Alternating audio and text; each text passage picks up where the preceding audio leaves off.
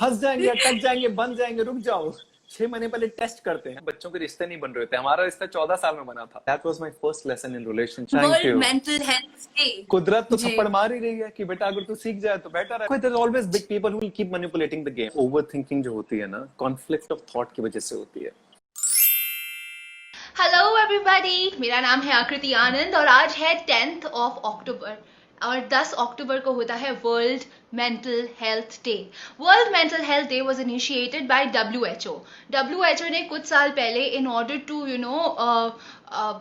tell people about the consequences and the importance of mental health of an individual इस day को initiate किया और तब से लेके आज तक हर साल वर्ल्ड में मेंटल हेल्थ के ऊपर और इसके कॉन्सिक्वेंसेज और इसकी इम्पोर्टेंस को लेकर इसकी अवेयरनेस फैलाने के लिए वर्ल्ड मेंटल हेल्थ डे को सेलिब्रेट किया जाता है। And today on Vartalaap with Aakriti we are also celebrating the same.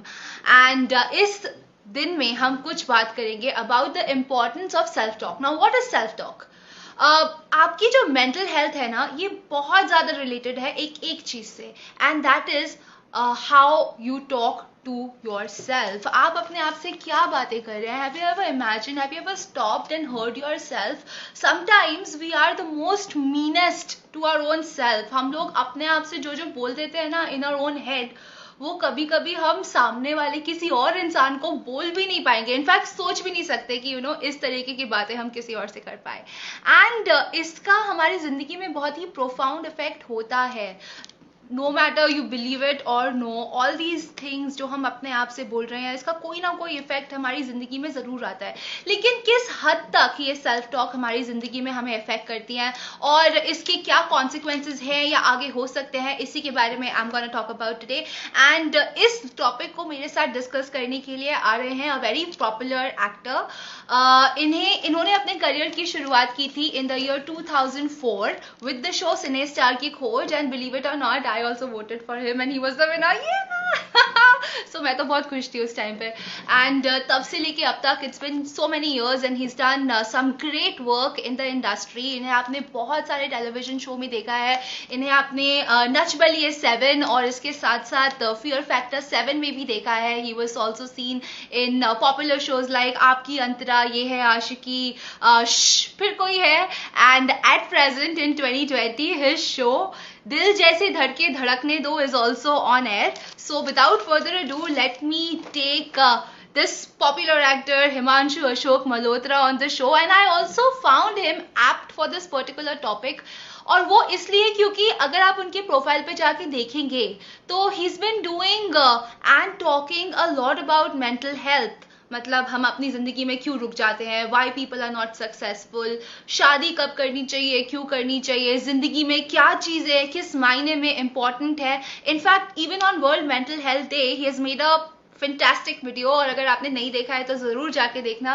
And without further ado let me take my guest on the 41st episode of Vartalaap with Aakriti live. And in fact अगर आपके कोई questions है जो आप पूछना चाहते हैं, something that you would like to discuss with Himanshu and I, then I request you, I invite you to drop down your message in the comment section. It's right there. And chalo मैं live. Hi, how are you doing? I'm great. How are you doing? Thank you for the invite. It's wonderful. I am so happy and glad that you could take out time for this session. Thank you. बहुत अच्छा लगा आपका। Very, very kind of you to invite me. It's wonderful, and thank you for such a lovely introduction. I really appreciate it. हाँ, in fact मैंने आपको अभी बताया नहीं, लेकिन 2004 में जब आप सिने स्टार की खोज में थे ना, तभी वो लास्ट एपिसोड में when it was like the decision making episode, मैंने वोट किया था आपके लिए। How nice. Thank you. That is like way long back, but it's very, very kind of you. Thank you. I know. Suddenly मुझे अभी बात कर रहे थे ना हम लोग इससे पहले, तब मुझे एकदम रिकलेक्ट हुआ कि सिने स्टार की खोज तो वो फर्स्ट सीजन था और मैंने किया था, बिकॉज आई रिमेम्बर आप थे, अभिषेक थे एंड कुछ और भी लोग थे। आई थिंक 2 लड़कियां 2 लड़के थे। और उसमें I wanted you to win. That's okay, but it was wonderful. I had I think one of the most beautiful experiences of my life in the show, because I think I was barely 19 or 20 at that point of time when I joined Cinestars. And the moment you enroll for such a show, there's so many things that you go through. and I learned so much. I think it was a beautiful platform that Z gave us, and we enjoyed it to our best. And I met my wife over there, so there can't be anything more beautiful than that. Yeah, it's been 17 years with her, and we met each other in 2004. And so yeah, God's been very kind since then. Yeah, and you were quite deserving also क्योंकि तब से लेके अब तक आपका career path भी ऐसे गया है. I have seen you in so many shows, so many serials and movies and everywhere. I mean, आप बहुत popular हैं. Thank you. That is, I think, लोगों का प्यार है, and I just love working. So मुझे बड़ा अच्छा लगता है कुछ ना कुछ करते रहना. I think the artist in me wants to create so many things. So I love acting, I love producing, I love creating something. So मैं कुछ ना कुछ करता रहता हूँ, and I think it's very important to keep that artist alive. And God's been very kind कि बहुत सारा काम मिला है, इतने सारे टेलीविजन शोज किए हैं, फिल्में आ रही हैं, कुछ बहुत सारा काम और भी है. तो I think ऊपर वाले की दुआ है, सब लोग अच्छे से प्यार करते हैं. So it's wonderful to keep working. I think you're lucky if you keep working. I say. Absolutely.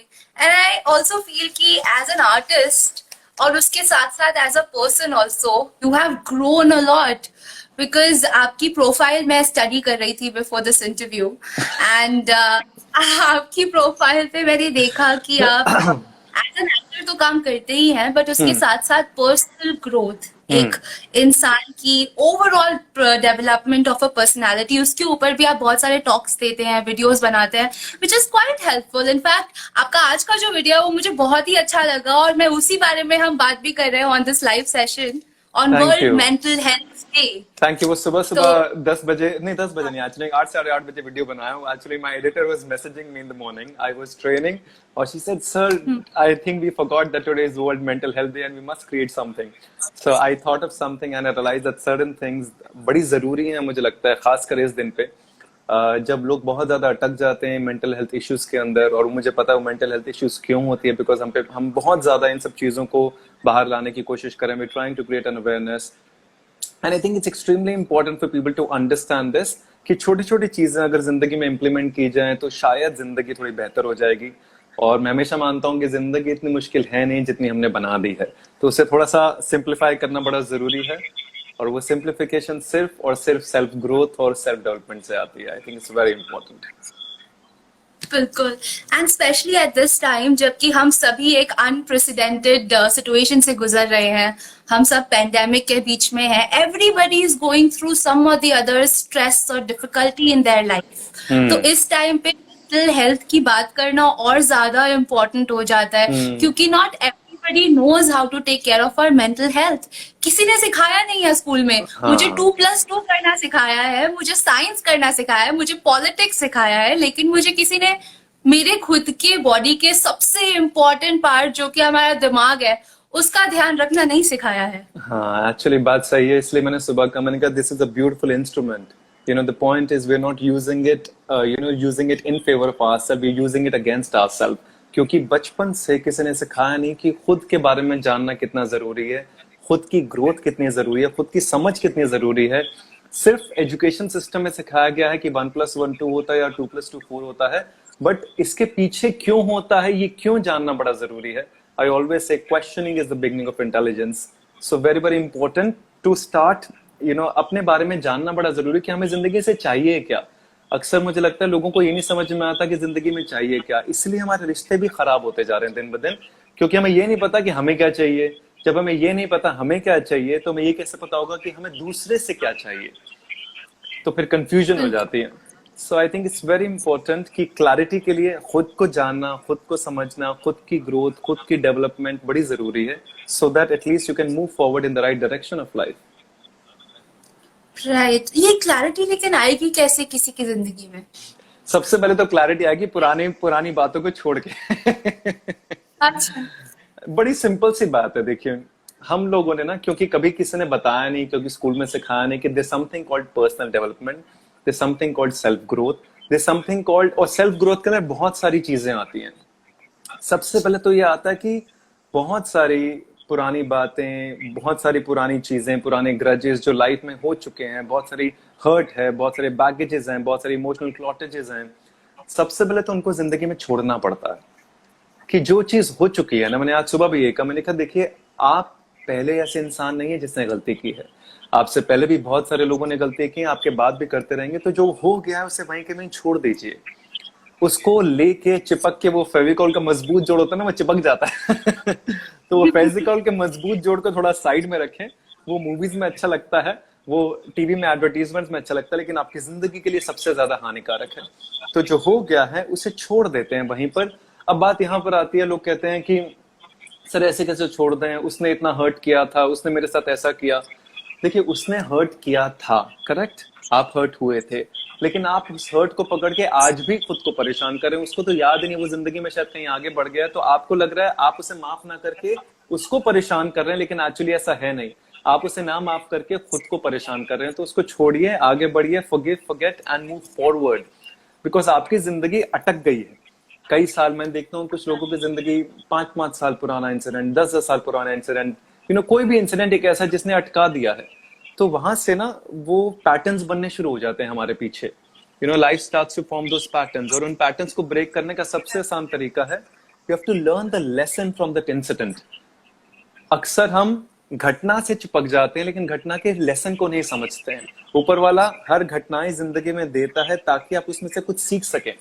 मैंने इस इंसान को तेरी जिंदगी में दाखिल किया ताकि ये तेरे को एक सबक सिखाए और तू उस सबक को सीखे ताकि जिंदगी में आगे बढ़ पाए।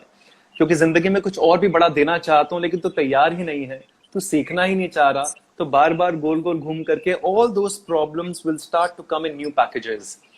So if somebody can gauge it, it happens in life. I've seen people जो बार बार एक ही प्रॉब्लम से गुजर रहे हैं अपनी जिंदगी में। रिश्ते अगर खराब हो रहे हैं तो बार बार खराब हो ही जा रहे हैं।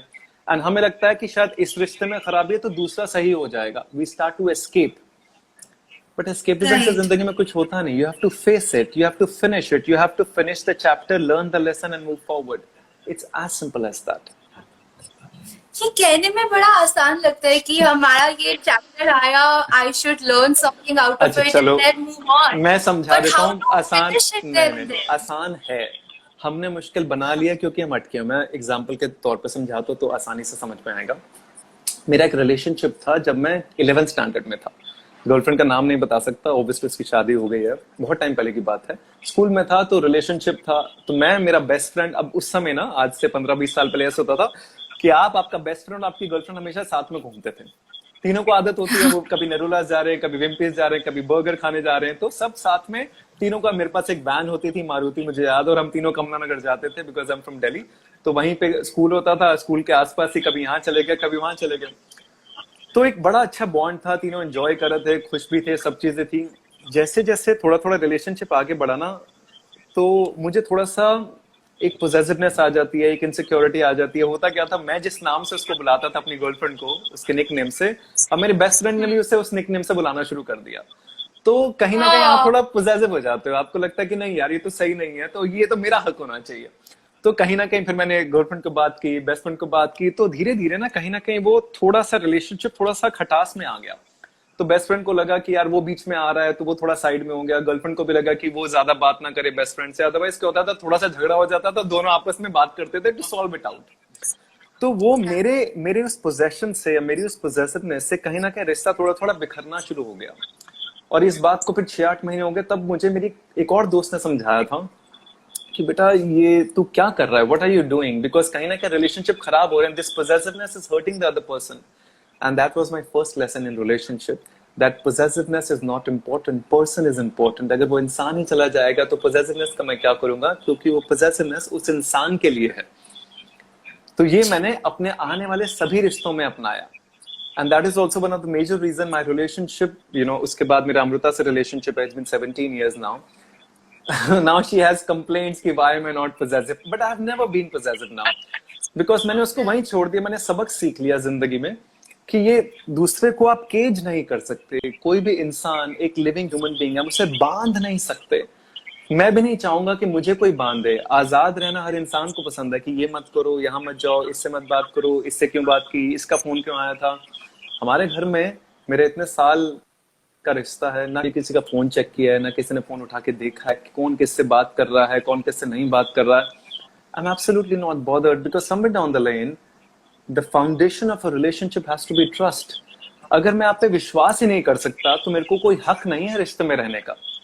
क्योंकि रिश्ते की पहली बुनियाद विश्वास होती है।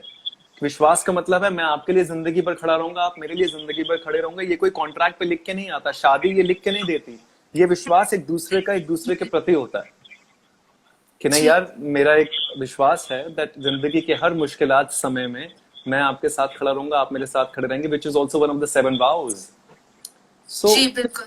उसको इम्प्लीमेंट करने के लिए फिर मैंने वो पॉजिटिवनेस वाला चैप्टर ऐसे अपनी जिंदगी में अपनाया, तो वो वहीं खत्म हो गया। फिर वो फिर आगे नहीं बढ़ा जिंदगी में। तो ऐसे ही बहुत सारे ग्रजेस होते हैं, किसी का किसी चीज के लिए, किसी का किसी चीज के लिए है। It's very important to leave that and move forward. तो आपने अपने रिलेशनशिप में, फर्स्ट रिलेशनशिप में ये आइडेंटिफाई किया कि I am getting possessive, so maybe you develop some kind of an understanding, some kind of a self talk, जिसे हम अभी अफर्मेशन भी कहते हैं, कोई मेडिटेशन कहता है, कोई साइकोलॉजी कहता है। ऐसी बहुत सारी अलग अलग भाषाओं में अलग अलग चीजें कह दी जाती है, बट बेसिकली क्या है कि something clicks in your head, कुछ है जो हम चेंज कर लेते हैं, लेकिन वो कुछ क्या है और कैसे चेंज करते हैं, इसके बारे में आप बताएं प्लीज। देखो वो ना बेसिकली एक शिफ्ट होता है पर्सपेक्टिव में। वो शिफ्ट हर इंसान की जिंदगी में आता है। देखिए आकृति ऐसा है ना, अगर आप सही समय पे सीख गए, जिंदगी ने जो सिखाना चाहे तब तो बढ़िया, लेकिन नहीं तो कुदरत आपको मार मार के सिखा देती है। तो या तो आप कुदरत के मार खाने से पहले सीख लो, और कुदरत की मार बहुत बुरी होती है, ये हमेशा याद रखना कि कुदरत जब थप्पड़ मारती है तो इंसान जमीन पे गिर जाता है और फिर उठना ही पड़ता है। तो इससे पहले कि कुदरत आपको मार मारे, उससे बेहतर है कि आप समझदारी से, थोड़ा सा सेल्फ अवेयरनेस है, थोड़ी सी समझदारी से आप देखो अगर जिंदगी में चीजें गड़बड़ा रही हैं तो क्यों गड़बड़ा रही हैं। आप हर चीज को दूसरों पे ब्लेम नहीं कर सकते कि मेरे साथ ऐसा हुआ, मेरे माँ बाप ऐसे थे, मेरे घर वाले ऐसे थे, मेरी गर्लफ्रेंड ऐसी थी तो मैं ऐसा हूं। It's not what happens to me, it is what I choose to be in my life that decides the course of life. अक्सर लोग, कल I was watching this guy called David Goggins. He's the most toughest guy on this earth. And उसकी कहानी कुछ ऐसी है, वो कह रहा था कि उसके डैड ने बहुत हर्ट किया बचपन में उसको, he's a black guy, और उसकी मॉम को बहुत इल ट्रीट किया, और उसकी वजह से वो बहुत सारी मुश्किलों से गुजरा अपनी जिंदगी में। And he also had a very low self-confidence at one point of time. And then he gained a lot of weight and everything. And then one day he decided to take life in its own hands. And then after that he went to Navy SEAL. So he is the only man who contested in Navy SEAL. दो और contest होते हैं, which is the toughest, which nobody has cracked. And he's also participated in 60 triathlons, ultra marathons. And he has done, I think, 4,030 pull-ups in less than 17 hours. The world's toughest man on earth. And he went through a very torturous time in his life till the age of 23, 24. Now what happens is, बात वहीं पर आ जाती है। You decide in life what you choose to become. Either you let the situations dictate you, or you take control of your life and decide your course of action. तो मैं अपनी जिंदगी में ये फॉर्मूला अपनाता हूँ कि मेरे घर में भी बहुत डिफिकल्ट एटमॉस्फेयर था, बहुत फियरफुल था, बहुत प्रोटेक्टिव था। दिल्ली के पंजाबी घरों का एटमॉस्फेयर जैसे होता है, बहुत ही सैक्रिफाइसिंग, दूसरों की सोचना, लोगों के बारे में सोचना, दुनिया क्या कहेगी, it's that's the kind of atmosphere we are born and brought up. लोग क्या कहेंगे। तो मैंने अपनी जिंदगी में समझ लिया कि भाई ये जो लोग जिनकी हम बात कर रहे हैं ये कौन हैं। और बहुत सारे लोग शायद ये जान के भी उन्हें आश्चर्य होगा इस बात के लिए कि लोगों को लगता है मैं जो बनाता हूँ वीडियोस, जो क्रिएट करता हूँ, जो भी इतने सालों से कर रहे हैं हम लोग, ये लोगों के लिए कर रहे हैं, हम किसी के लिए नहीं कर रहे, ये मैं अपने आप के लिए कर रहा हूँ। क्योंकि मैंने जिंदगी से कुछ सीख लिया है, कुछ समझ लिया है, तो मैं अपने प्याले को खाली कर रहा हूँ बस। क्योंकि मुझे नया उस प्याले में कुछ भरना है, तो खाली करने के लिए उसको देना बड़ा जरूरी है।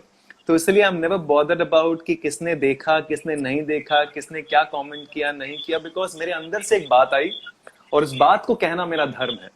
इसे श्रीमद् भागवत गीता में कहते हैं कि आप अपना धर्म निभाओ, बस आई एम फुलफिलिंग माई धर्म। बाकी उसके बाद उसको कहाँ पहुंचना है, नहीं पहुंचना है, वो मेरे हाथ में नहीं है, वो ऊपर वाले के हाथ में है।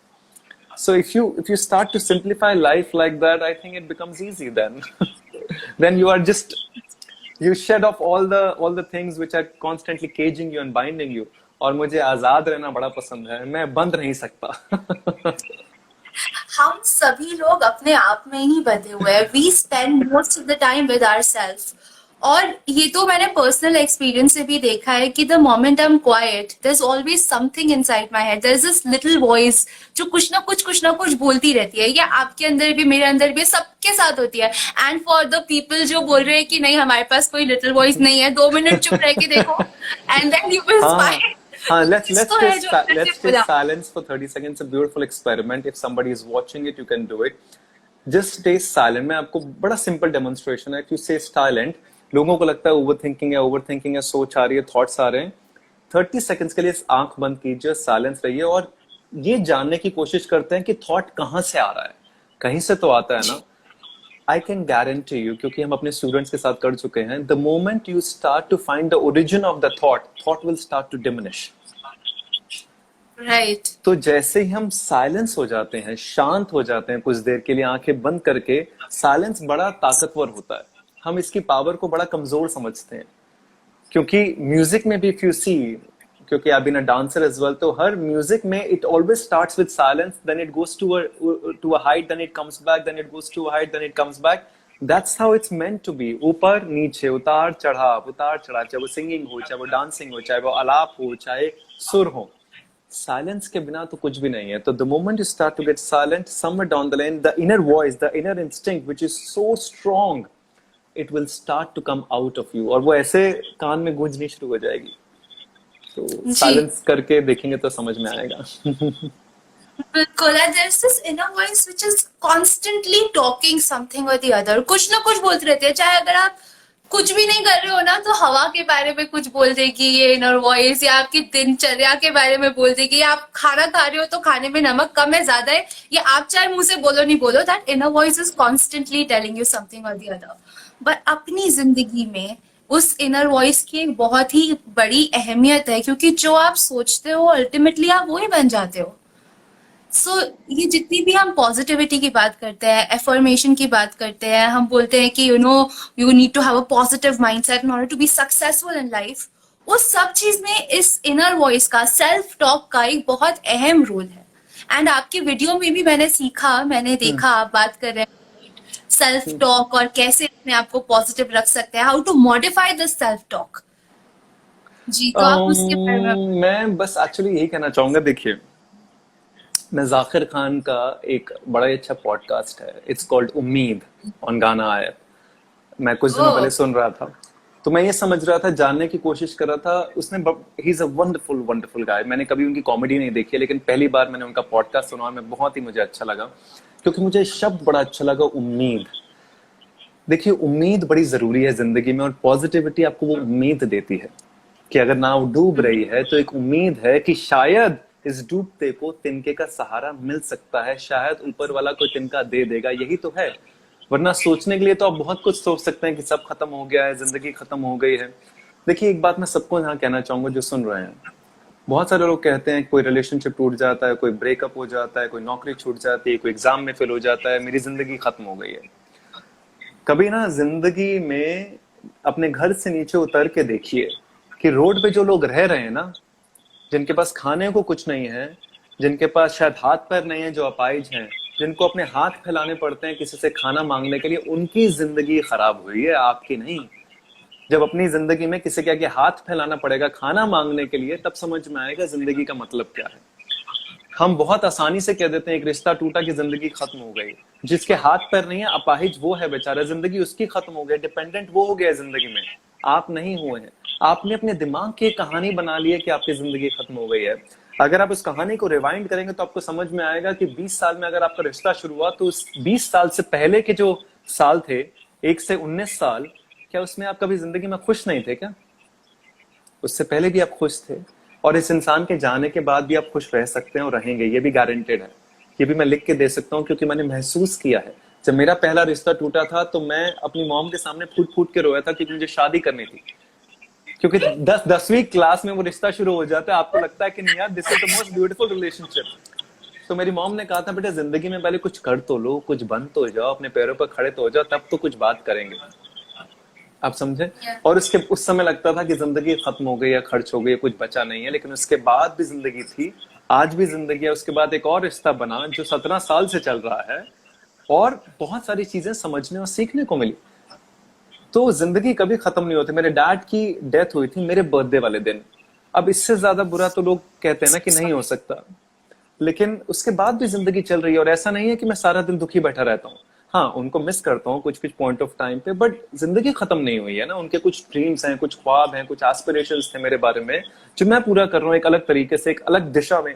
सो what happens to you, you have to give it a right direction of life instead of becoming, you know, I hate this word called self victimization, self pity, self loathing, self sabotaging। ये मैं अपने students को भी कहता हूँ, हमारे जो students participate करते हैं, जो लोग आते हैं, सबको ये कहता हूँ। मैंने कहा ये जो शब्द है ना अपनी डिक्शनरी से बाहर निकाल दो, क्योंकि अगर इसको आज नहीं निकाला तो जिंदगी में आपको कब खत्म और खर्च कर देगा आप सोच भी नहीं सकते।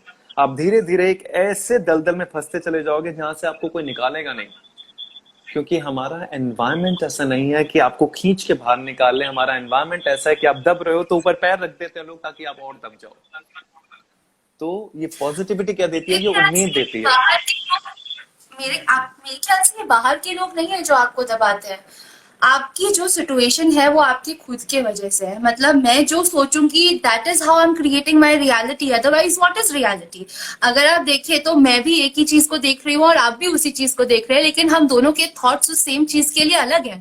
दैट मीन्स हमारी रियलिटी हम कॉन्स्टेंटली बना रहे हैं बाय द वे, कि हम कैसे थॉट्स, कैसे वार्तालाप हम अपने अंदर पैदा कर रहे हैं उसके ऊपर। सो आई so feel that वो उसके ऊपर ध्यान देना बहुत जरूरी है कि हमारे दिमाग में क्या थॉट्स आ रहे हैं, कैसे आ रहे हैं, उनको कैसे मॉडिफाई करने और क्या बोलना है। और कभी कभी क्या होता है कि अगर हम अपने इन थॉट्स को नहीं कंट्रोल कर पाते हैं, या होता है कि कुछ बातें आ रही है, ओवर थिंकिंग हो रही है, हुए जा रही है। आई talk about it from my personal experience because I'm a Virgo, and being a Virgo I have this September. internal conversation. Yes. Okay. Yes. What date is that? 20th September. Oh, belated happy birthday. Thank you. It was last God month. bless you. Yes. That's so kind of you. So I feel that being a Virgo, I'm an overthinker. तो ये मेरे साथ बचपन से होता है कि मैं अगर इस पेंसिल से शुरू करूंगी तो मैं मून तक पहुंच जाऊंगी, और मून के बाद I am like constantly going into different dimensions and like floating in that conversation, and then coming back from that reality becomes a little difficult. But then I identified this problem, and अब मैं क्या करती हूँ कि जब भी मेरे दिमाग में ख्याल आते हैं मैं उनको लिख लेती हूँ। I think having an outlet to your emotions is important, क्योंकि कभी कभी अगर हम उन्हें आउटलेट नहीं देते हैं तो वो अंदर अंदर अंदर अंदर ऐसी एनर्जी बन जाती है कि आप उसी में ही ड्वेल करने लग जाते हो, and then you become distinct from the reality. ये एक्चुअली बहुत साइंटिफिकली प्रूवन है। सो होता क्या है, ओवर थिंकिंग जो होती है ना, कॉन्फ्लिक्ट ऑफ थॉट की वजह से होती है कि हम सोच कुछ और रहे हैं, मन किसी और चीज का कर रहा है और कर्म कुछ और कर रहे हैं, तीनों के बीच में अलाइनमेंट नहीं होता। नाउ राइटिंग, जब आप कुछ लिखते हैं ना, राइटिंग क्या करती है, आपकी थिंकिंग को ऑर्डर में डाल देती है। सो बेसिकली जो डिसऑर्डर है ना सोच का, ये इसको बिल्कुल, it just brings alignment. How, बड़ा सिंपल है। जब भी हम कुछ लिखते हैं तो ऐसा कभी जिंदगी में हो नहीं सकता कि हम सोच कुछ और रहे हैं और लिख कुछ और रहे हैं। जो सोच रहे हैं वही लिख रहे हैं। तो सोच से लिखने कलम तक, मतलब यहां से कलम तक का जो प्रोसेस है वो एब्सोल्युटली अलाइंड है। सो क्योंकि वो अलाइंड है तो इसलिए सारी की सारी थिंकिंग एक एब्सोल्युटली क्लैरिटी में चल रही है, और सारा लीव इन ली आउट आपको मिल रहा है लिखने में। तो मैं हर किसी को कहता हूं कि अगर बहुत सारे बैगेजेस हैं, बहुत सारी सोच है, बहुत सारी चीजें दिमाग में चल रही हैं, लिखना शुरू करें। जैसे जैसे लिखना शुरू करते हैं अपने आप वो सारी चीजें बहती चली जाती हैं। बहुत सारी चीजें जो अंदर दबी हुई हैं, किसी ने कुछ कहा, किसी ने कुछ कहा, किसी ने कुछ कहा, हमने ये सोचा, हमने भी सोचा, ऐसा नहीं हुआ, वैसा क्यों हुआ, ये होना चाहिए था, वो क्यों नहीं हुआ, ये सारी चीजें अपने आप अलाइन हो जाती हैं। You start putting it on a piece of paper. And मैं तो ये भी कहता हूँ किसी को कि अगर जलाना है तो जला दो, फाड़ना है तो फाड़ दो, वो आपके ऊपर है। बहुत सारे लोग ये भी करते हैं। तो writing always brings thinking in order. So if you want to stop this overthinking, the easiest tool is to start writing, whether you can write daily journal, you know, कुछ लोग gratitude diary लिखते हैं, कुछ लोग reward diary लिखते हैं, कुछ लोग अपने दिन के दिनचर्या लिखते हैं, but लिखना जरूरी है। It always, because it also connects you to your creative artist which is deep inside your soul, जो हर बच्चे में होता है। तो वो creativity से भी आपको connect करता है, and it also brings peace. Any kind of creative form always brings peace to your mind. मतलब जब आप डांस करते हैं तो पीसफुल हो जाते हैं, जब आप सिंगिंग करते हैं तो आप पीसफुल हो जाते हैं, जब आप लिखते हैं तो पीसफुल हो जाते हैं, जब आप एक्टिंग करते हैं तो पीसफुल हो जाते हैं, because you have to share everything and then perform. So any kind of creativity will bring the peace. So it's beautiful. Writing is wonderful. It really helps. And I think with you, probably emotional quotient बहुत ज़्यादा high है, तो इसलिए बहुत ज़्यादा सोच है. Really? I personally believe that I'm not a very emotional person. या हो Okay. सकता है कि मैं दिखाती नहीं हूँ कि मैं emotional हूँ. It's all just inside. हाँ, ये भी होता है कभी कभी, क्योंकि जिस तरह के एटमॉस्फेयर में हम पले बड़े हुए हैं, और खासकर मैंने लड़कियों के साथ देखा है, क्योंकि because there's an innate competition with men, with the gender. This is happening over a period of time. Maybe not yours, but a lot of women I've been seeing over a period of time. क्योंकि बहुत ज्यादा dominate किया गया है इतने सालों से, तो पिछले कई सालों से, somewhere down the line women have also started, वो रिबेल भी आ गया है, और वो इसलिए भी आ गया है कि कहीं ना कहीं क्योंकि इतना ज्यादा सप्रेशन था, और सप्रेशन को अब रिबेल में कन्वर्ट किया गया है. एंड दैट्स व्हाई कहीं ना कहीं एक अंदर ही अंदर एक बात चलती है कि we have to defeat men in some way or the other, or maybe we want, if not defeat, but at least we have to be equivalent and prove that we are worth something. So maybe that's also one of the reasons जिसकी वजह से हम उनके जैसा बनने की कोशिश करते हैं. और मैं हमेशा कहता हूँ खासकर लड़कियों को कि आपको हमारे जैसा बनने की जरूरत नहीं है, क्योंकि आप सबसे पहले तो नेचर ने आपको हमसे सुप्रीम बनाया है. ये हमें कहने की जरूरत नहीं है. अगर आपका दर्जा हमसे ऊपर है तो आप गलती कर रहे हैं, फिर आप नीचे आके ये गलती ना करें. खुद का दर्जा जो ऊपर का है उसे मेंटेन करें. That's very very important. हो क्या रहा था, आज से कई साल पहले तक आप खुद को कम समझ रहे थे. आज आपको कम नहीं समझना है, समझना परिपूर्ण और परिपक्व है, लेकिन नीचे नहीं आना है. खुद का दर्जा ऊपर रखो, क्योंकि कुदरत ने आपका दर्जा हमेशा से ऊपर बनाया है. क्योंकि बहुत सारी चीजें जो आप कर सकते हैं वो मैन नहीं कर सकते. एंड ये आपने बहुत ही अच्छी टॉपिक छेड़ी है Himanshu. At present if I see girls like me, जो हम मेट्रोपॉलिटन लड़कियां हैं, जो मिडिल क्लास फैमिली से आते हैं, बट स्टिल यू नो हमसे इतनी बड़ी एक्सपेक्टेशंस होती हैं. हम एक तरफ से हमें बोला जाता है कि you know you need to keep your traditions, दूसरी तरफ हमें बोला जाता है no you need to work, you need to be you know out there and compete with the world. So एक इंटरनल कॉन्फ्लिक्ट स्पेशली आज की यंग गर्ल्स में बहुत ज्यादा है, क्योंकि हम समझ ही नहीं पा रहे कि हम इस तरफ हैं कि हम उस तरफ हैं. हम दोनों चीजों को करते करते हैं. ये सिर्फ लड़कियों के साथ ही नहीं है, लड़कों के साथ भी है. I mean, लड़कों एक तरफ हम बोलते हैं कि no you need to be the breadwinner of the family. लड़के, मर्द को दर्द नहीं होता, लड़के स्ट्रांग है, वो कभी रोते नहीं है. बट वो भी तो इंसान है, उनमें भी तो इमोशंस हैं. बहुत सही बात है. आउटलेट नहीं देंगे तो फिर वो अंदर अंदर फिर जाएंगे. हाँ, ये बहुत अच्छी बात है, क्योंकि देखो क्या होता है ना, ये एवोल्यूशन का खेल है. हर 20, 30, 40 सालों के बाद एवोल्यूशन होता ही होता है. अभी एवोल्यूशन पिछले 10 सालों में बहुत फास्ट हो गया, क्योंकि इंटरनेट आ गया, किसी ने सोचा नहीं था. जो एवोल्यूशन 20-30 सालों में होता था वो पिछले 8-10 सालों में ज्यादा होना शुरू हो गया. अब एवोल्यूशन क्या कहता है कि पुराने बिलीफ सिस्टम कैसे हैं कि मर्द को दर्द नहीं होता, मर्द को रोना नहीं चाहिए, मर्द is the breadwinner of the family, right. नया बिलीफ सिस्टम कुछ और कहता है, क्योंकि एवोल्यूशन कुछ और कर रहा है. एवोल्यूशन कह रहा है कि जो तेरे मन की बात है तू वो कर. अब मेरा मन कह रहा है कि मैं घर पे खाना बनाऊं या मैं बच्चे की देखभाल करूं, क्योंकि somewhere down the line I have some energies and I feel I can do this better. Like मैं शेफ बन जाता हूं या कुक बन जाता हूं. मैं घर पे I'll become the house man, whatever, the man of the house, और जो भी आप कह लो. मतलब I don't want to be the breadwinner. Let the woman, if she wants to be the breadwinner, let her do it. Right? This is the new evolution and a lot of people are doing it also. कुछ लोगों के घरों में हो रही हैं ऐसी चीजें. लेकिन क्या है, क्योंकि एक पुराना बिलीफ सिस्टम है, एक नया बिलीफ सिस्टम जो कुदरत से आ रहा है, जैसे जैसे एवोल्यूशन आता है, इनके बीच में हमेशा टकराव होगा ही होगा. ये कॉन्फ्लिक्ट हमेशा होगा. ये कल, आज और कल की कहानी है, वो पृथ्वीराज कपूर और राज कपूर और रणधीर कपूर की. ये हमेशा जिंदगी में होगा. ये जनरेशन गैप रहेगा. तो सबसे आसान तरीका है कि देखो, ये जो पुरानी पीढ़ी है ना, इनकी जितनी भी बातें हैं, ये आज नहीं तो 10 साल के बाद खत्म होने ही वाली हैं. इनको कोई कुछ भी कह ले. इसलिए मैरिज का जो इंस्टीट्यूशन है धीरे धीरे डिटोरिएट हो रहा है. क्यों हो रहा है? क्योंकि एवोल्यूशन हो रहा है. पुरानी पीढ़ी चाह रही है कि नहीं, इसको रोक लो, इसको बचा लो, इसको बांध लो, क्योंकि ये काफी सालों से चल रहा है. लेकिन नई पीढ़ी इस बात को समझने को तैयार नहीं है, वरना लिव इन रिलेशनशिप कभी आता ही ना. क्यों live in relationship? Live in relationship का मतलब है you have some fears inside you regarding marriage. कि पहले आप टेस्ट करना चाहते हो, पहले आप वक्त बिताना चाहते हो, पहले आप देखना चाहते हो, क्योंकि आपने अपने घरों में देख लिया है कि वहां पे मैरिज नहीं चलती. तो आपको लगा फंस जाएंगे, अटक जाएंगे, बन जाएंगे, रुक जाओ. 6 महीने पहले टेस्ट करते हैं। अरे टेस्ट वगैरह थोड़ा ना होता है जिंदगी में कुछ। तो आप समझे, एवोल्यूशन है बेसिकली। तो ये एवोल्यूशन जैसे जैसे, तो पुरानी पीढ़ी जितना भी कोशिश करे अपने पुराने बिलीफ सिस्टम को थोपने की, वो धीरे धीरे अपने आप डिसॉल्व हो जाएंगे। इसलिए मैं अमिताभ बच्चन जी को बड़ा बड़ा मानता हूं कि वो अपनी जिंदगी में अडेप्ट बहुत जल्दी करते हैं। बाकी पुराने लोग अडेप्ट नहीं करते। वो ट्विटर पे भी आ गए, इंस्टाग्राम पे भी आ गए, सोशल मीडिया पे भी हाईएस्ट है। वो किस लिए? क्योंकि ये अडेप्टेड। उनके साथ के जितने भी लोग हैं वो बेचारे वहीं कम रह गए ना, क्योंकि वो अडेप्ट नहीं कर पाए। तो पुरानी पीढ़ी के पुराने बिलीफ सिस्टम हमेशा छोड़ने ही पड़ेंगे उनको। आज छोड़े या 5 साल बाद मजबूरी में छोड़े या कुदरत जब थप्पड़ मारेगी तब छोड़े, छोड़ना तो पड़ेगा। नया एवोल्यूशन, नया तरीका, नई जिंदगी, नई सोच हमेशा ऐसी चलेगी। और 10 साल के बाद आपकी जो नई सोच है वो पुरानी हो जाएगी, मैं ये भी बता दूं। क्योंकि आने वाली जनरेशन, जिसे हम मिलेनियल्स कहते हैं या अल्ट्रा मिलेनियन कहते हैं, वो अपनी ही कुछ परिभाषा लेकर आएगी और आपको लगेगा यार हमारी परिभाषा तो पुरानी हो गई है। फिर वहां पे कॉन्फ्लिक्ट होगा, ये होगा ही होगा।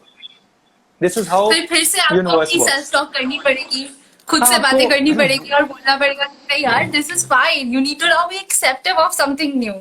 आपको पुराने बिलीफ सिस्टम को छोड़ते चले जाना है। ये श्री कृष्ण कहते हैं श्रीमद् भागवत गीता में कि मैं निरंतर बदलाव हूं।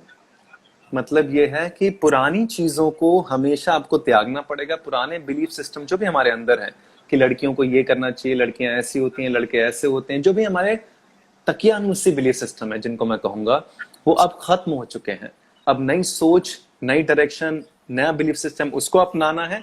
कुछ समय वो भी साथ रहेंगे, फिर उसके बाद उनको भी फेंक देना है, क्योंकि फिर कुछ और नया आ जाएगा। तो आपको नया ही ग्रहण करना है, अटके नहीं रहना। इसलिए कहता हूँ फेविकॉल का मजबूत जोड़ चिपकना नहीं चाहिए। शादी आपकी हो चुकी है, 17 साल से आप रिलेशनशिप में है, तो आपको बहुत एक्सपीरियंस है of being a single man also and then being a married man also. And अभी in the society you're seeing कि लड़के लड़कियां लिव इन में जा रहे हैं, या फिर कोई रिलेशनशिप चाहता ही नहीं है, या फिर शादी करना इज एक तरफ पेरेंट्स चाहते कि शादी हो जाए तो हमारी रिस्पॉन्सिबिलिटी छूटे, सर दर्द खत्म हो जाए हमारा।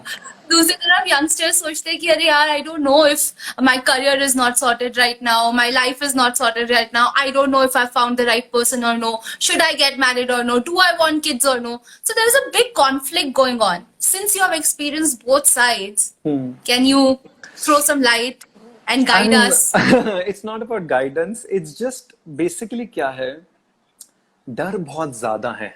चाहिए तो हर इंसान को रिश्ता, ये तो कंफर्म्ड है। अगर रिलेशनशिप नहीं चाहिए होता ना तो 10-10 सालों में लोगों को बच्चों के रिश्ते नहीं बन रहे थे। हमारा रिश्ता 14 साल में बना था या 15 साल में। जब मैं 15 साल का था, that was the first time I had my first relationship, which was also way early at that point of time, I would suggest.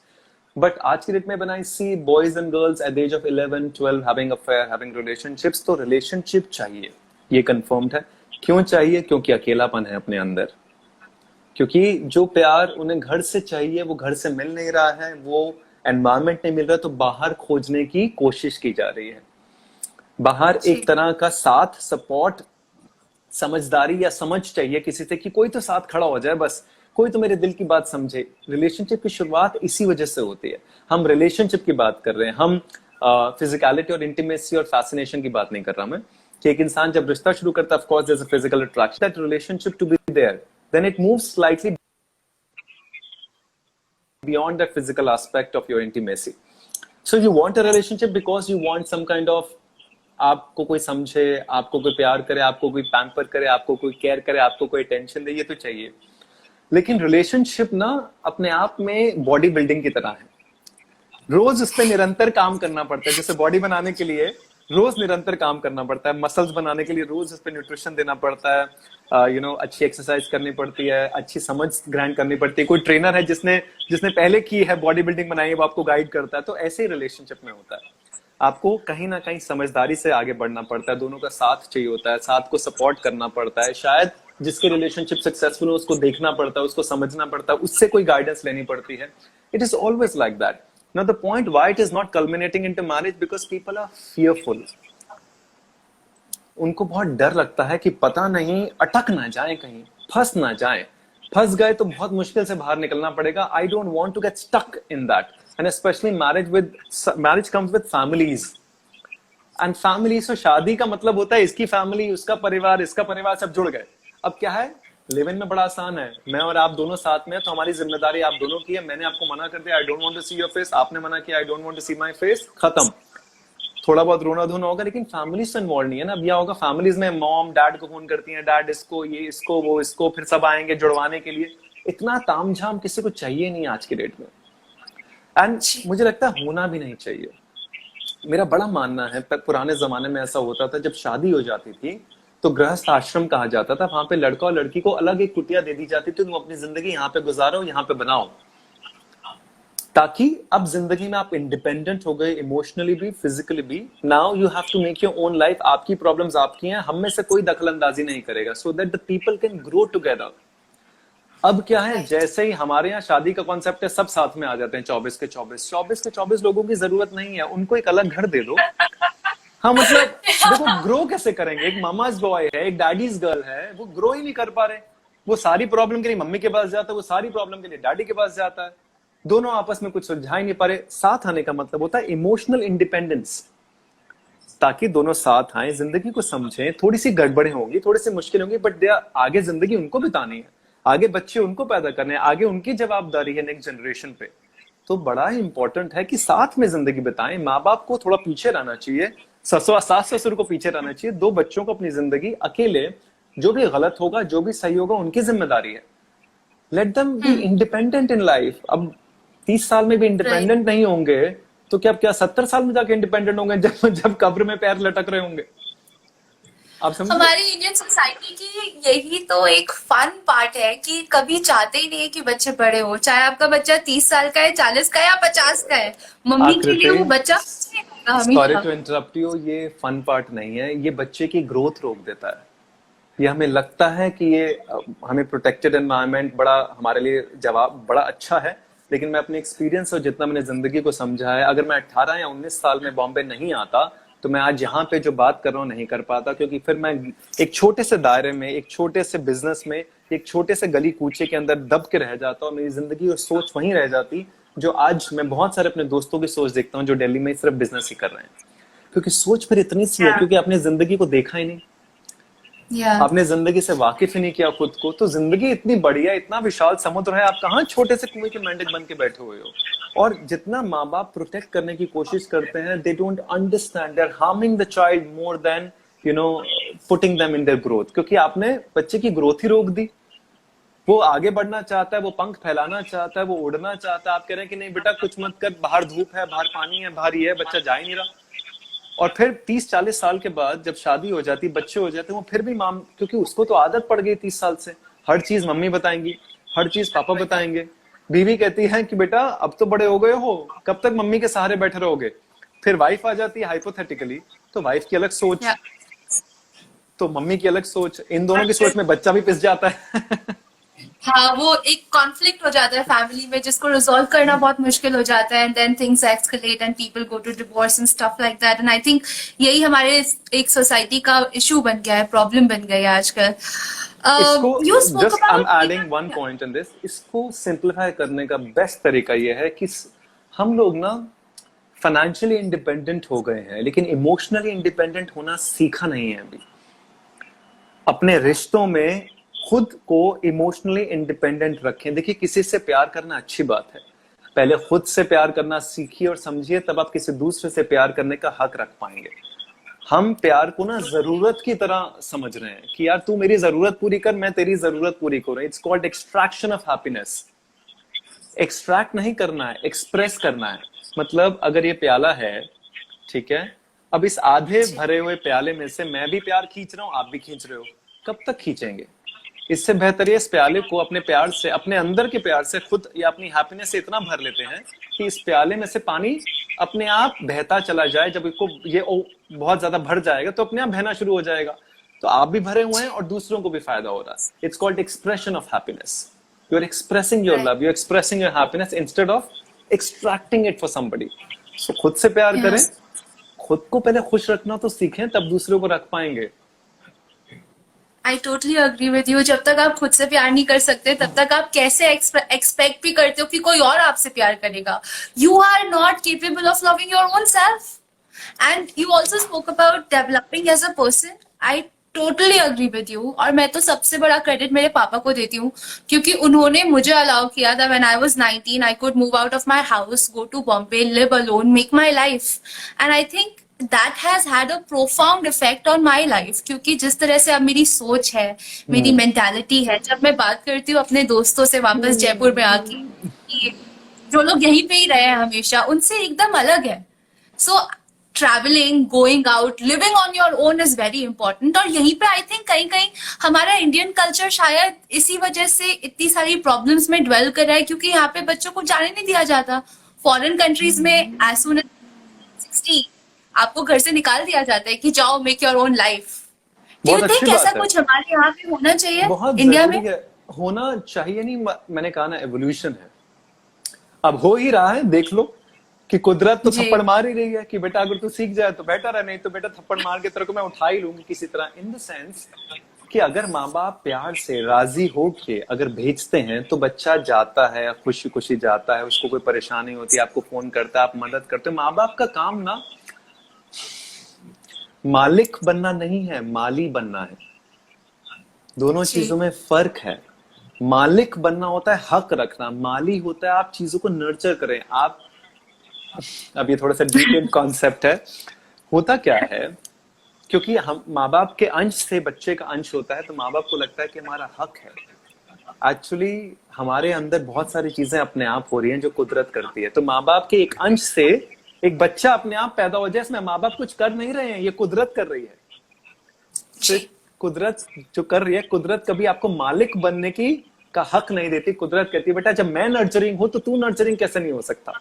जब मैं तेरे ऊपर हक नहीं रखती किसी चीज का, कुदरत तो हर चीज देती है ना आपको, आपसे कुछ लेती तो नहीं है, आपको सिर्फ नर्चर करती है एज ए ह्यूमन बीइंग. तो हर जी. ह्यूमन बीइंग का हक है कि आपको अपने बच्चों को नर्चर करना. You are a catalyst in their life, you are not their Right. Owner. That basically mean जैसे पौधों को कैसे नर्चर किया जाता है कि धूप भी दी जाती है, पानी भी जाता है, फिर एक समय आता है जब उनको अपनी जिंदगी छोड़ने का तरीका आ जाता है, समझ आ जाती है. होता क्या यहाँ पर इतना ज्यादा अटैचमेंट है ना, इतना ज्यादा प्यार नहीं कहूंगा, इसे प्यार नहीं कहते, अटैचमेंट इतना ज्यादा है कि मेरा क्या होगा इसके बिना, मेरा क्या होगा मेरे पति के बिना, मेरा क्या होगा मेरी पत्नी के बिना, मेरा क्या होगा मेरे बच्चों के बिना. मैंने तो सारी जिंदगी इन्हीं के ऊपर बिता दी, मैंने अपने सारे सैक्रिफाइसेस इनके लिए किए हैं, तो अब ये मुझे छोड़ के क्यों जाएंगे भाई, मैं तो अकेले रह नहीं पाऊंगा, ये रह नहीं पाऊंगी. तो मम्मी और पापा ऐसे सोचते हैं. लेकिन प्यार का असली मतलब होता है कि जो इस बच्चे के लिए सही है, जिसमें इसकी खुशी है, उसे वो करने देना. मेरे माँ बाप मुझसे बहुत प्यार करते थे, इसलिए 19 साल में कहा बेटा जा तू जी ले अपनी जिंदगी, बॉम्बे जाना चाहता है जा, हम तुझे सपोर्ट करते हैं, जो तू करना चाहता है कर, अपने ख्वाहिश करोड़ों का बिजनेस छोड़ के बॉम्बे आया स्ट्रगल करने के लिए. इमेजिन. तो कोई जरूरत नहीं थी मुझे, मैं भी लग्जरीज में रह सकता था, लेकिन मुझे कुछ करना था. माँ बाप ने कहा बेटा कोई दिक्कत नहीं, मैं संभाल लूंगा, लेकिन तेरी खुशी में इसमें ना, उन्होंने कभी बुलाया भी नहीं उसके बाद जिंदगी में मुझे वापस. तो इसे कहते हैं प्यार की परिभाषा, कि जो तेरी खुशी है, जिसमें तू खुश है, जो सही है तेरे लिए, तू वो कर, मैं तेरे साथ खड़ा हूं. कहीं फंस जाएगा, कहीं अटक जाएगा, I will come for your help, I will stand by you. ये होता है प्यार. लगाव होता है कि पकड़ लो, केज कर लो, बांध लो, क्योंकि मैं तेरे बिना नहीं रह सकता. तो अगर ये माँ बाप समझ जाए मालिक बनना तो बेहतर है. तो बच्चों के लिए जाना आसान हो जाएगा. जी. एंड प्रोबेबली बिकॉज आप इतने साल से अकेले रहे, आपने इतनी दुनिया देखी है, इसीलिए this is the wisdom which is also coming out of you and you are talking about things from a perspective जहां से लोग यूजुअली सोच भी नहीं पाते. There is तो also one thing which I wanted to talk to you about, mental health से related है. It is about toxicity. आजकल की दुनिया में चाहे आप सोशल मीडिया की बात करें, चाहे आप घर परिवार की बात करें, एक्सटेंडेड फैमिली की बात करें, या एक्सेस की बात करें, काम की बात करें, हर जगह there is something that's toxic. ऐसे लोग हैं जो आपको दबाना चाहते हैं, गिराना चाहते हैं, नीचे रखना चाहते हैं, आपकी हर चीज में सिर्फ नेगेटिविटी ही देखते हैं. सो उसको कोई इंसान किस तरीके से हैंडल कर सकता है and still be very positive and keep a mental stability? देखिए, ये आज भी सुबह मैंने कहा मेंटल हेल्थ में भी कि release yourself from the toxicity, because मैं अपने आसपास देखता हूँ कि, और ये बहुत ज्यादा दूर जाने की जरूरत नहीं, मैं घरों में देख रहा हूँ आजकल, घरों में कंपटीशन हो रहा है भाई बहनों के बीच में, घरों में माँ बाप टॉक्सिक एनवायरनमेंट क्रिएट कर रहे हैं, घरों में रिलेटिव्स टॉक्सिक एनवायरनमेंट क्रिएट कर रहे हैं. इतना नेगेटिविटी कि बच्चे दबते चले जा रहे हैं. बच्चे बाहर आना चाहते हैं लेकिन बाहर नहीं आ पा रहे, क्योंकि एटमॉस्फेयर इतना ज्यादा आपको केज कर रहा है, आपको क्लॉस्ट्रोफोबिक महसूस करवा रहा है. अभी हो क्या रहा है ये जो आसपास का एनवायरनमेंट है वो बहुत डरा हुआ है, माँ बाप बहुत डरे हुए हैं, आसपास के रिलेटिव्स, क्योंकि उनके अपने फियर्स आ रहे हैं। अब वो कहाँ से आ रहे हैं वो वही जानेंगे। अब उनके अपने फियर्स क्या करते हैं, वो जाने अनजाने में बच्चों पे लाद देते हैं। अब बच्चे क्या करते हैं, बच्चे बेचारा एक कच्ची मिट्टी की तरह होता है, उसमें पकता चला जाता है और उसमें फंसता चला जाता है। और फिर आसपास का एनवायरनमेंट इतना ज्यादा टॉक्सिक इसलिए हो गया है क्योंकि आपस में बहुत इनसिक्योरिटीज और कॉम्पिटिटिव स्पिरिट जिसे कहते हैं ना, बहुत ज्यादा हो गया है। चाहे वो सोशल मीडिया की वजह से हो गया कि इसके फॉलोअर्स ज्यादा हैं, उसके व्यूज ज्यादा हैं, इसके लाइक ज्यादा हैं, वो ऐसा कर रहा है, वो ऐसा कर रहा है, उसने ये कर दिया, मैं भी ये करूंगा। लोग सोशल मीडिया से अपनी जिंदगी की रेलेवेंस ढूंढ रहे हैं। इन लाइक्स और व्यूज में रेलेवेंस नहीं है, ये तो सिर्फ ये तो हवा है, हवा। मतलब ये, अब मैं एग्जांपल बताऊं, सबसे रीसेंट एग्जांपल टिकटॉक की जो बात कर रहे थे, तो बहुत सारे लोग टिकटॉक पे थे, मैं भी था, हर कोई अपना अपना काम कर रहा है। अचानक से एक सेकंड में टिकटॉक उड़ गया। आपके सारे के सारे जो जिसने जो कर रखा था, कहीं ना कहीं वो भस्म तो हो गया ना एक दिन में, एक मिनट में अचानक से। तो ये सब चीजें ना बहुत वर्चुअल है। यहां से हम क्या कर रहे हैं, we want the feeling of appreciation, so we feel social media is the best way to get that feeling of appreciation. हम अपनी रेलेवेंस को, अपनी जिंदगी के एग्जिस्टेंस को, अपने अस्तित्व को क्वांटिफाई कर रहे हैं नंबर्स में, कि जिसके ज्यादा नंबर्स है उसकी ज्यादा रेलेवेंस है। और ये गेम खेला जा रहा है, ये गेम खेला जा रहा है बिगर कॉर्पोरेशंस के थ्रू। देखो, there are always big people who will keep manipulating the game because they want you to get stuck. आज on social media you are not the consumer of social media, you are the product of social media. आपको बेचा जाता है, if you understand. आपके through advertisements आती हैं, आपकी attention की वैल्यू है, इसलिए आपको 24 घंटे कुछ ना कुछ, चाहे वो फिल्टर्स हैं, चाहे वो वीडियोस हैं, आपको अट्रैक्ट किया जाता है कि आप छोड़े ना इस फोन को। लेकिन जिस दिन आपने रेलेवेंस छोड़ दी, जिस दिन आपने ये सारा का सारा चक्रव्यूह समझ लिया, या आपने समझ लिया कि ये बबल है, ये कभी भी भस्म हो जाएगा अचानक से, आपको समझ में आ जाएगा कि रेलेवेंस यहां से नहीं मिलती। नीचे उतर के किसी गरीब के हाथ में एक चॉकलेट थमा दोगे ना, जितनी खुशी उसमें मिलेगी ना, उतनी 10,000 लाइक्स में नहीं मिलेगी। क्योंकि वो फीलिंग नेचर ने दी है कि बेटा जब आप किसी की मदद करते हो तो पहले आपको अच्छा महसूस होता है अपने बारे में, फिर उसको भीख मिलती है। तभी तो दुनिया कायम रहेगी कि हम किसी के लिए अच्छा करेंगे, कोई हमारे लिए अच्छा करेगा, तभी तो दुनिया, ब्रह्मांड, सृष्टि चलेगी। कैसे? सब साथ में ही चलती है ना, अकेले थोड़ा ना चलती है। तो ये फीलिंग नेचर ने डाली है। रेलेवेंस ढूंढनी है तो सर्विस से ढूंढो। रेलेवेंस ये क्वांटिफिकेशन ऑफ नंबर से नहीं है। ये तो आज है कल नहीं है, पता थोड़ा ना। आज इंस्टाग्राम है, कल टिकटॉक आएगा, परसों कुछ और आएगा, तरसों कुछ और आएगा। तो use it as a platform to portray your talent and move forward. Simple. And just to extend what you just said with a real life example, ऐसा मेरे साथ भी हुआ है। बॉम्बे में मैं मेरे घर से जिम जा रही थी सुबह सुबह। मैंने रास्ते से 2 केले खरीदे because you know I eat a banana in the morning before I work out. And उस छोटे से डिस्टेंस में एक बुढ़े से अंकल रास्ते में अचानक मेरे सामने आ गए and he started asking me for money. Now it is my personal belief कि मैं किसी को पैसे नहीं देती, कोई भी रोड पे होता है, बिकॉज इट्स लाइक कि वो खुद काम नहीं कर रहे हैं तो उनको मैं पैसे देके और लाचार नहीं बनाना चाहती। Instead I would rather give them work और give them food to eat. तो मैंने मेरे बैग से वो केले निकाले और उनको दे दिए। And the kind of happiness he had on his face, मुझे अभी भी वो सीन ना ऐसे क्लियर दिखता है मेरी आंखों के सामने कि वो अंकल इतने खुश थे सिर्फ वो 2 केले देख के। इतनी खुशी आज तक शायद किसी और इंसान में, किसी जीव में मैंने देखी नहीं जो उनके फेस पे मैंने देखी। So that kind of made my day.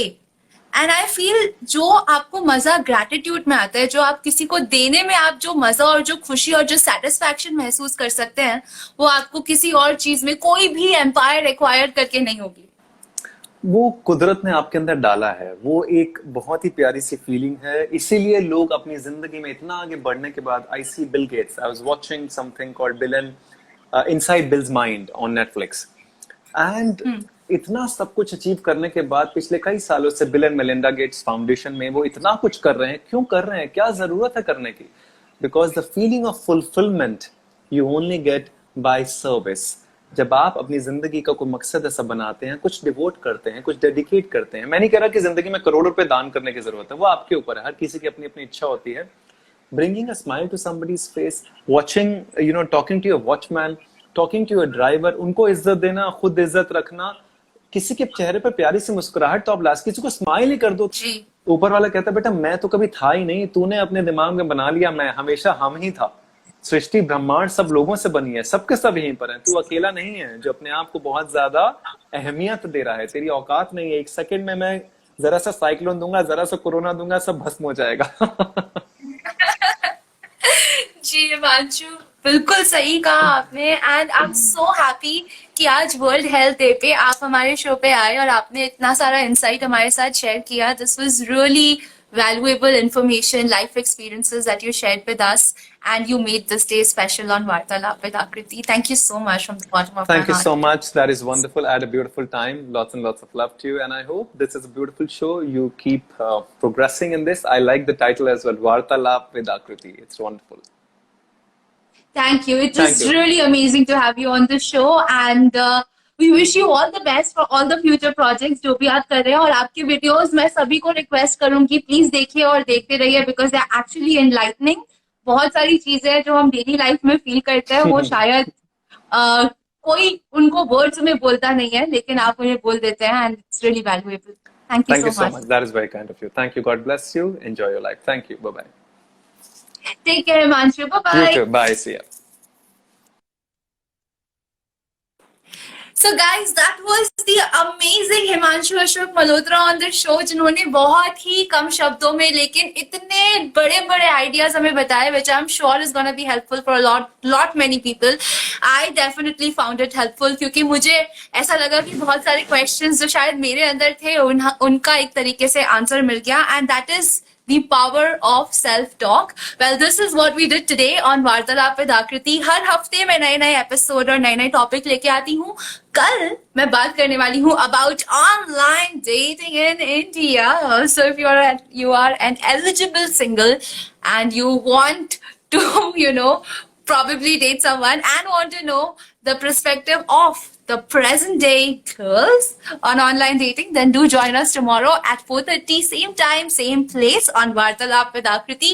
And इस एपिसोड को अगर आप देखना चाहते हैं तो बहुत जल्दी पोस्ट हो जाएगा on Instagram, on YouTube, and we also broadcast on 7 different podcast channels including Apple Podcast, Google Podcast, Anchor, Overcast, Radio Public, Breaker, and yeah, that's it. So guys, I will see you soon. This is me, Akriti Anand, and have a fabulous Saturday weekend.